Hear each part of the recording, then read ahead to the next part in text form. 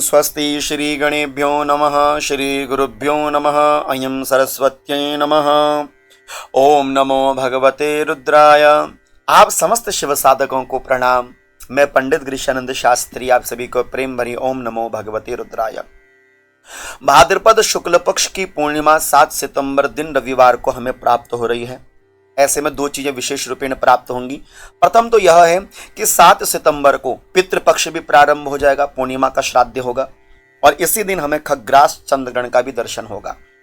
ऐसे में संपूर्ण भारतवर्ष में जब हमें चंद्रग्रहण का दर्शन हो रहा है तो हम विशेष रूपेण चंद्रग्रहण में क्या करें क्या नहीं करें, चंद्र ग्रहण लगने से पहले हमें क्या करना चाहिए, चंद्र ग्रहण के मध्य में हमें क्या करना चाहिए, चंद्र ग्रहण समाप्त होने के उपरांत हमें क्या करना चाहिए। जो साधक है अथवा साधना करना चाहते हैं, सिद्धि करना चाहते हैं, जप सिद्धि मंत्र सिद्धि, उन्हें क्या क्या करना चाहिए और किस विधि से करना चाहिए।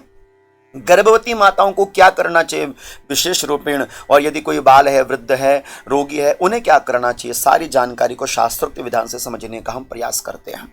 सबसे पहले तो यह जान लीजिएगा कि जो चंद्र ग्रहण है वह हमें 7 सितंबर को प्राप्त हो रहा है। ऐसे में यदि हमको 7 सितंबर को चंद्र ग्रहण प्रारंभ हो रहा है तो 8 की रात्रि तक चंद्र ग्रहण का प्रभाव रहेगा।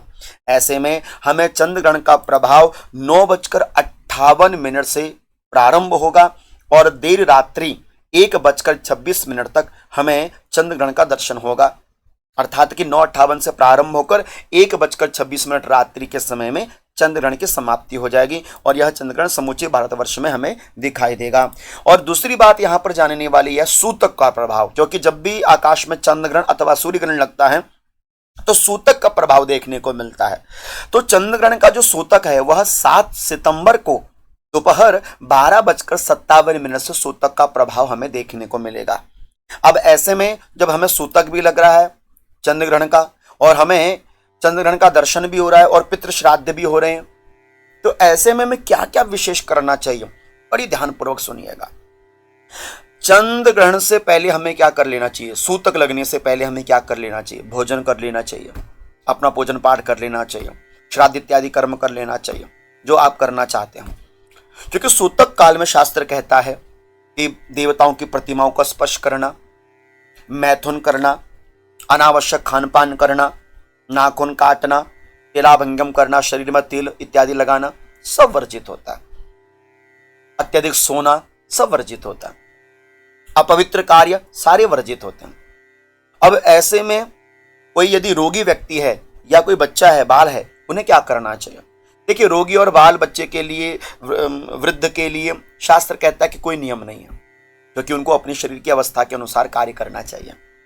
लेकिन यदि वो जल पिएंगे या भोजन करेंगे या तरल पदार्थों का सेवन करेंगे तो उसमें पहले से तुलसी का पत्ता डाल के रख लेंगे या कुश डाल के रख लेंगे, दोष नहीं लगता। कब रखेंगे, बोले सूतक से पहले पहला कार्य। यदि कोई माता गर्भवती हैं, उन्हें दवाई लेनी है, या कोई रोगी व्यक्ति उन्हें दवाई लेनी है, तो बोले बिल्कुल जल के सहित ले सकते हैं, लेकिन जल में पहले से ही आप तुलसी का पत्र इत्यादि डालकर रखेंगे। गर्भवती माताओं को विशेष क्या करना चाहिए, सूतक काल में गर्भवती माताओं को ध्यान रखना चाहिए कि किसी भी रूपेण आंखों को बहुत लंबे समय तक बंद करके नहीं रखना चाहिए। दूसरा, कोई भी नोकीली या कोई तीखी चीजों का प्रयोग नहीं करना चाहिए। काटने में चाकू का प्रयोग ना करें, नाखून काटने का प्रयोग ना करें, कोई भी काटने वाली चीजों का बिल्कुल भी प्रयोग ना करें। परहेज करना चाहिए इन चीजों से, बाल काटने का या पापड़ सेकने का या सब्जी काटने का, है ना। उत्तेजित कार्यों को या क्रोध करना, गुस्सा करना, इन सब से बचना चाहिए। क्या करना चाहिए, शास्त्र कहता है कि धार्मिक ग्रंथों का पठन करना चाहिए, भगवान का नाम लेना चाहिए और जितना हो सके कोई कथाओं का सेवन करना चाहिए। यदि हो सके तो हनुमान चालीसा का पाठ करना चाहिए। इससे बच्चे के ऊपर, गर्भस्थ शिशु पर बहुत सकारात्मक प्रभाव पड़ता है और बच्चा सद्गुणी और स्वस्थ होता है। इसलिए माता के ऊपर भी बड़ा प्रभाव रहता है। ठीक है, तो यहां पर ये तो मूल जानकारी थी। अब सूतक में हमें क्या करना चाहिए क्या नहीं करना चाहिए तो हमें समझ में आया, लेकिन ग्रहण काल के प्रारंभ में, ग्रहण काल के मध्य में और ग्रहण की समाप्ति के उपरांत हमें क्या करना चाहिए, यहां पर शास्त्र कहता है देखिए कि ग्रहण स्पर्श काले स्नाने मध्य होम सुरार्चनम श्राद्धम च मुच्यमाने दाम मुक्ति स्नान मिति क्रमः। यह धर्म सिंधु के अंतर्गत वर्णन है कि जब ग्रहण काल लगे, अर्थात कि जब चंद्र ग्रहण लगे तो उस समय हमें स्नान कर लेना चाहिए। पहला काम करना चाहिए स्नानम। दूसरा कार्य बोले अपना जप सिद्ध करना चाहिए।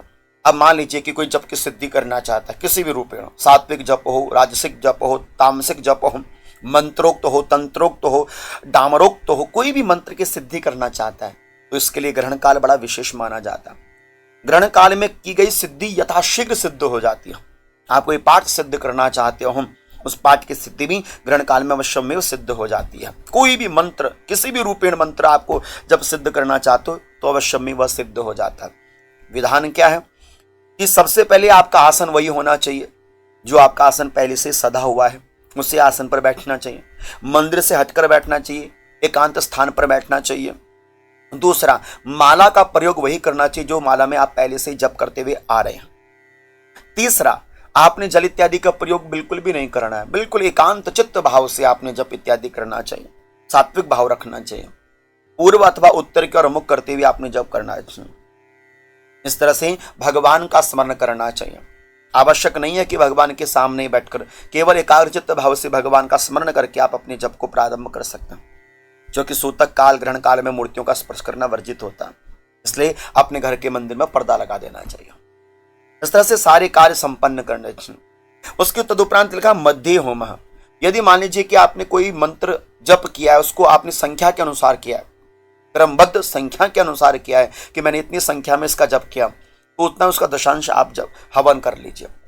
रात्रि के समय भी किया जा सकता है। यदि आप चाहते हैं कि नहीं केवल मैं जप ही करना चाहता था, तो आप जप के माध्यम से भी अपने कार्य को सिद्ध कर सकते हैं। तो मध्य में करना चाहिए हवन।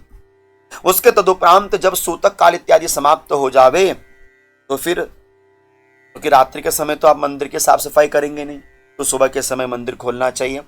देवताओं के ऊपर गंगा जल का छिड़काव करना चाहिए, मार्जन करना चाहिए। और जितनी भी आपकी प्रतिमाएं हैं, दीप है, शंख घंटा है, सभी को पहले अच्छी तरह से धो लेना चाहिए। धोकर इत्यादि साफ सुथरा करके फिर मंदिर में विराजमान करना चाहिए। सूतक काल, ग्रहण काल, समस्त कार्यों में देवताओं के मंदिर का स्पर्श और शुद्धिकरण करना अत्यंत अनिवार्य होता है। तो साधक विशेष रूपेण किसी भी मंत्र की सिद्धि के लिए, कोई भी विशेष मंत्र यदि सिद्ध करना चाहते हैं तो सूतक काल में वह मंत्र अवश्यमेव सिद्ध हो जाए। सूतक माने ग्रहण काल में, चंद्र ग्रहण काल में। ऐसे में अब आप कोई भी मंत्र ले लो, कोई भी जप ले लो। मान लीजिए कि आप ओम नमो भगवते रुद्राय मंत्र का जप सिद्ध करना चाहते हैं, तो इससे सुंदर अवसर आपको चंद्र ग्रहण से बढ़कर नहीं मिल सकता। इस क्षण में, इस समय में तो आप करने का प्रयास कीजिए। अथवा कोई भी आप मंत्र सिद्ध करना चाहते हैं तो उससे सुंदर अवसर आपको नहीं मिलेगा। आप अवश्यमेव प्रयास करें कि चंद्र ग्रहण काल में आप कोई ना कोई मंत्र को सिद्ध करने का प्रयास करें। और जिस मंत्र में आपकी लालसा, आपका मन, आपकी एकाग्रचित्तता, आपका स्नेह सबसे ज्यादा, उस मंत्र को अत्यधिक सिद्ध करने का प्रयास कीजिए। एक से अधिक मंत्रों की सिद्धि नहीं करनी है, केवल एक मंत्र पर ही आपने फोकस करना, टारगेट करना है और एक ही मंत्र को जपने का अधिक प्रयास करना चाहिए।